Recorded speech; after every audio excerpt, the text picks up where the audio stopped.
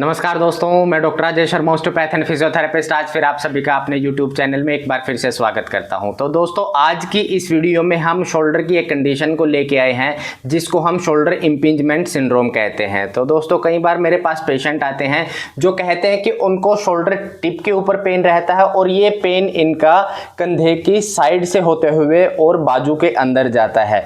वो कोई ऐसी मूवमेंट करते हैं जिसमें हाथ को सर से ऊपर उठाना पड़ता है, तो उसकी वजह से उनको कंधे के इस पॉइंट के ऊपर बहुत ही सीवियर पेन फील होता है और साथ में ये दर्द उनको हाथ के बाजू के इस हिस्से में भी महसूस होता है।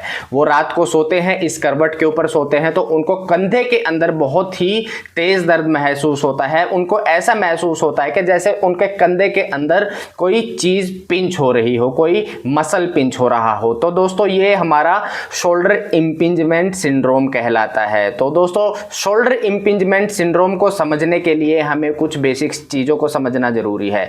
तो दोस्तों, शोल्डर जॉइंट हमारा बॉल एंड सॉकेट जॉइंट होता है। ये हमारा स्कैपुला, ह्यूमरस बोन और क्लेविकल से मिलके बना होता है। तो दोस्तों, ये मॉडल हमारा राइट साइड के शोल्डर जॉइंट का मॉडल है। तो दोस्तों, शोल्डर इम्पिंजमेंट सिंड्रोम को समझने से पहले हमें शोल्डर के कुछ एनाटॉमी को समझना होगा और इसके आसपास के कुछ मसल्स को समझना होगा। तो दोस्तों, ये जो बोन है ये हमारी स्कैपुला बोन है। ये जो हमारी बोन है इसको हम ह्यूमरस कहते हैं।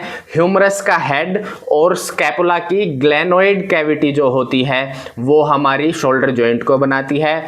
ये बोन जो आपको दिखाई दे रही है इसको हम क्लेविकल कहते हैं। तो दोस्तों, स्कैपुला का जो ये स्पाइन, ये जो प्रोमिनेंट पार्ट है इसको हम स्पाइन ऑफ स्कैपुला कहते हैं और इसका जो लास्ट का पार्ट होता है इसको हम एक्रोमियन कहते हैं। तो दोस्तों, हमारा एक्रोमियन और हमारा क्लेविकल यहाँ पे एक जॉइंट बनाता है, इसको हम एक्रोमियो क्लेविकुलर जॉइंट कहते हैं। तो एक्रोमियन प्रोसेस और क्लेविकल को जोड़ने वाला एक लिगामेंट होता है जिसको हम कोरेको एक्रोमियल लिगामेंट कहते हैं।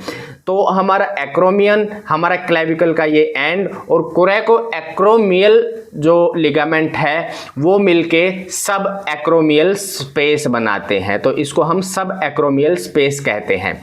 तो ठीक है, इसके बाद हमारे कुछ मसल्स होते हैं जिनको हम रोटेटर कफ मसल्स कहते हैं। ये हमारा स्कैपुला का पीछे का पार्ट है। तो हमारे 4 रोटेटर कफ मसल्स होते हैं: supraspinatus, infraspinatus, teres minor and सब स्कैपुलरिस मसल। सब स्कैपुलरिस मसल हमारा स्कैपुला के आगे की साइड में होता है और यहाँ से ओरिजिनेट करके और आगे हमारा यहाँ पे अटैच होता है, जाके हमारा जो ह्यूमरस का हेड है, जो ह्यूमरस है इसके इस पार्ट पे जाके अटैच होता है। ये हमारा ग्रेटर ट्यूबरोसिटी कहलाती है। इस ट्यूबरोसिटी के ऊपर जाके हमारा ये सब स्कैपुलरिस मसल अटैच होता है।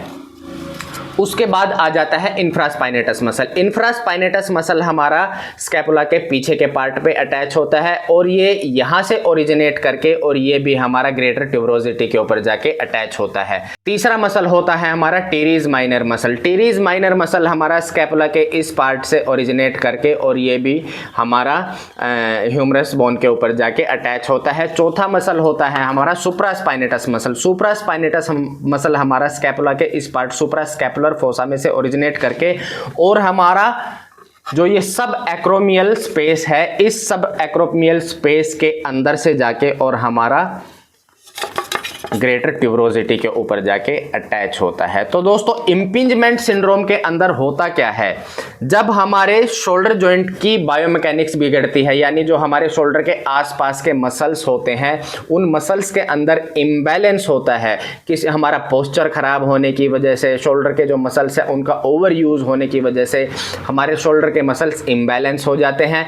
वो मसल इम्बैलेंस होने की वजह से हमारी जो ह्यूमरस बोन है, हमारी स्कैपुला बोन है, इनके अंदर एक डिसबैलेंस क्रिएट हो जाता है जिसकी वजह से ये जो हमारा सब एक्रोमियल स्पेस है, ये सब एक्रोमियल स्पेस कम हो जाता है।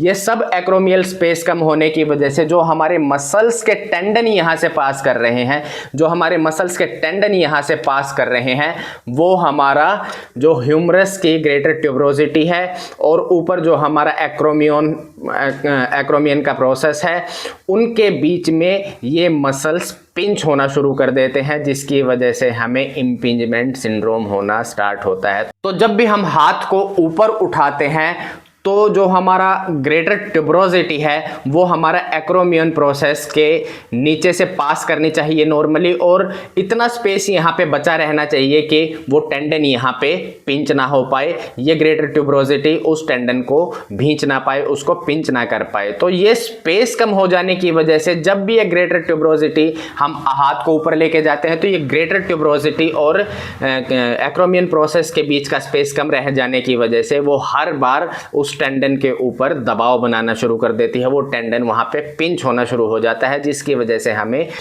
शोल्डर पेन, यहाँ पे शोल्डर जॉइंट के पॉइंट के ऊपर पेन होना शुरू हो जाता है। तो दोस्तों इसको हम शोल्डर इम्पिंजमेंट सिंड्रोम कहते हैं। शोल्डर इम्पिंजमेंट सिंड्रोम उन्हीं लोगों को होने के चांसेस ज़्यादा होते हैं जिनका रिपीटेडली हाथ को ऊपर उठाने का काम होता है, जैसे हमारा पेंट करने वाले होते हैं, हमारे टीचिंग लाइन में जॉब करने वाले होते हैं जो ऊपर हमेशा ब्लैक बोर्ड पे ऊपर हाथ उठा के लिखते रहते हैं, या फिर हमारा लेबर करने वाले होते हैं, लेबरर होते हैं जो बार बार अपने हाथ को ऊपर उठाते हैं, या फिर हाउस होल्ड काम करने वाली लेडीज़ होती हैं जो कपड़े धोती हैं और कपड़े धो के बार बार उसको तार पे सुखाने का काम करती हैं, हाथ को ऊपर उठाने का काम करती हैं, तो उनको ये शोल्डर इम्पिंजमेंट होने के चांसेस बहुत ज़्यादा होते हैं। एथलीट्स के अंदर ये शोल्डर इम्पिंजमेंट होने के चांसेस ज़्यादा होते हैं। वो कोई ऐसी एक्टिविटी करते हैं जिसकी वजह से उनका हाथ हमेशा, वो ऐसे कोई एक्टिविटी करते हैं जिसमें हाथ को बार बार सर से ऊपर लेके जाना पड़े।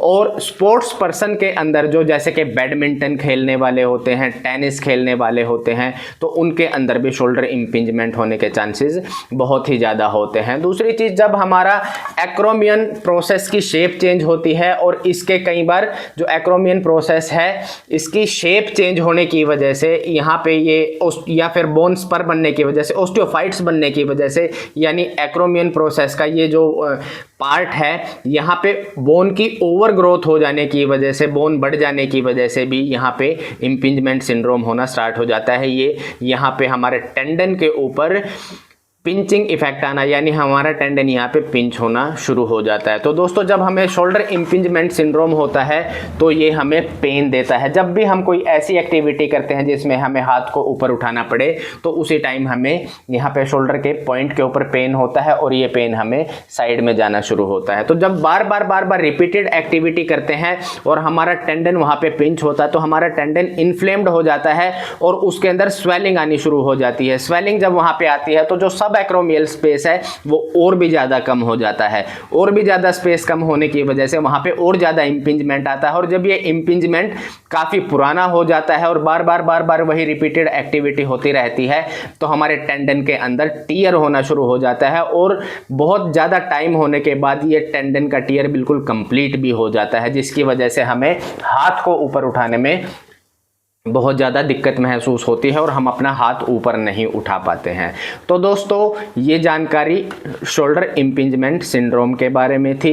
कई बार ये शोल्डर इम्पिंजमेंट का पेन आइडेंटिफाई ना होने की वजह से और इसका प्रॉपर इलाज ना होने की वजह से टेंडन टियर हो जाता है। टेंडन टियर हो जाने की वजह से हम हाथ को यूज़ नहीं कर पाते हैं, तो उस कंडीशन में जाके हमें आर्थ्रोस्कोपिक सर्जरी यहाँ पे करवानी पड़ती है और उसके बाद ही हम अपने शोल्डर जॉइंट को यूज कर पाते हैं। तो दोस्तों आने वाली वीडियो में हम आपको कुछ ऐसी एक्सरसाइजेज बताने जा रहे हैं। ये एक्सरसाइजेज जब आप निभा के करेंगे तो आपको होने वाला शोल्डर इम्पिंजमेंट सिंड्रोम का पेन बिल्कुल ठीक हो जाएगा। तो दोस्तों हमारे साथ जुड़े रहिए, हमारे साथ बने रहिए, हमारे चैनल को जरूर सब्सक्राइब कीजिए, हमारी वीडियो को ज़्यादा से ज़्यादा लाइक एंड शेयर कीजिए ताकि और भी लोग इस जानकारी का फायदा उठा सकें। धन्यवाद।